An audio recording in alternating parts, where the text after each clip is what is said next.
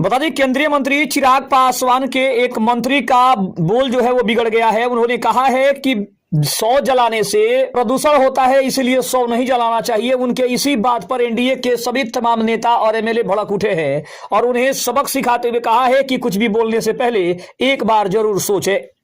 नमस्कार, मैं हूं संजीव और आप देख रहे हैं आप तक न्यूज। अगर आप हमारे चैनल पर नए हैं तो चैनल को जरूर सब्सक्राइब कर ले। बिहार विधानसभा में मंगलवार को चिराग पासवान की पार्टी के विधायक राजू तिवारी ने कह दिया कि शवों को लकड़ी से जलाने पर प्रदूषण होता है। इसके बाद सत्ता पक्ष में असहजता की स्थिति बन गई। मंत्री दीपक प्रकाश ने इस पर आपत्ति जताई। भाजपा विधायक ने भी उन्हें टोक दिया। बिहार विधानसभा में मंगलवार को केंद्रीय मंत्री चिराग पासवान की पार्टी लोक जनशक्ति पार्टी रामविलास के एक विधायक के बयान पर सत्ता पक्ष में असहजता की स्थिति बन गई।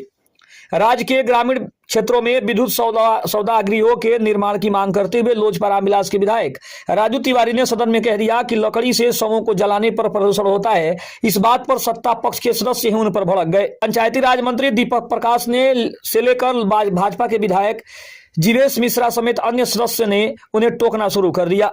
विधानसभा की बजट सत्र की कार्यवाही के दौरान लोजपा रामविलास के गोविंदगंज से विधायक राजू तिवारी ने ध्यानाकर्षण प्रस्ताव में विद्युत सौदागृह की कमी का मुद्दा उठाया। उन्होंने कहा कि राज्य में पारंपरिक रूप से दाह संस्कार करने पर लकड़ियों की जरूरत पड़ती है।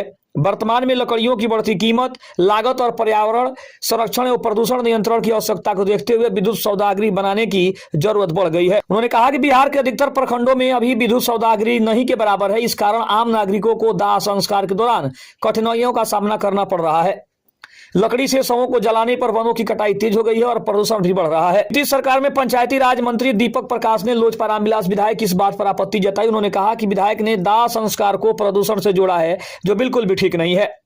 पर्यावरण संरक्षण अच्छी बात है, लेकिन इसे प्रदूषण के नजरिए से देखना बिल्कुल भी उचित नहीं है। वहीं सदन में मौजूद भारतीय जनता पार्टी के विधायक जीवेश मिश्रा और सत्ता पक्ष के अन्य सदस्यों ने भी राजू तिवारी को टोका। इससे सत्ता पक्ष में असहजता का माहौल बन गया। विधायक राजू तिवारी के सवाल के जवाब में डिप्टी सीएम नगर विकास एवं आवास मंत्री विजय सिन्हा ने कहा कि सरकार इस पर गंभीरता से विचार करेगी। उन्होंने बताया कि राज्य के सभी शहरों एवं महत्वपूर्ण नदी घाटों पर विद्युत सौदागृह और मोक्ष धाम का निर्माण किया जाना है। डिप्टी सीएम ने कहा कि बिहार में अभी 264 नगर निकाय हैं। इनमें से 41 में योजना कार्यान्वित की जा रही है। 11 नगर निकायों में विद्युत सौदागृह स्थापित किए जा चुके हैं। अन्य 30 शहरों में भी प्रस्ताव उपलब्ध कराने को कहा गया है। वहीं पंचायती राज मंत्री दीपक प्रकाश ने कहा कि 15वीं केंद्रीय वित्त आयोग की ओर से अनुदान के रूप में जो राशि पंचायती राज संस्थाओं को मिलती है, उसमें प्रावधान है कि वो अपने फंड से विद्युत सौदागृह का निर्माण करा सकते हैं। इस पर विधायक राजू तिवारी ने कहा कि उतने कम पैसे में यह काम नहीं होने वाला है। इसके लिए ज्यादा फंड की जरूरत है। पंचायती राज विभाग को इस संबंध में गाइडलाइन उपलब्ध करानी चाहिए। इस पर दीपक प्रकाश ने कहा कि इस पर विचार किया जाएगा।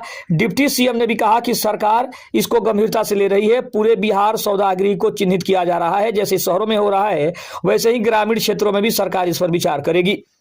खबर आपको कैसी लगी कमेंट में जरूर बताइएगा। तब तक चलिए, धन्यवाद। जय हिंद, जय भारत।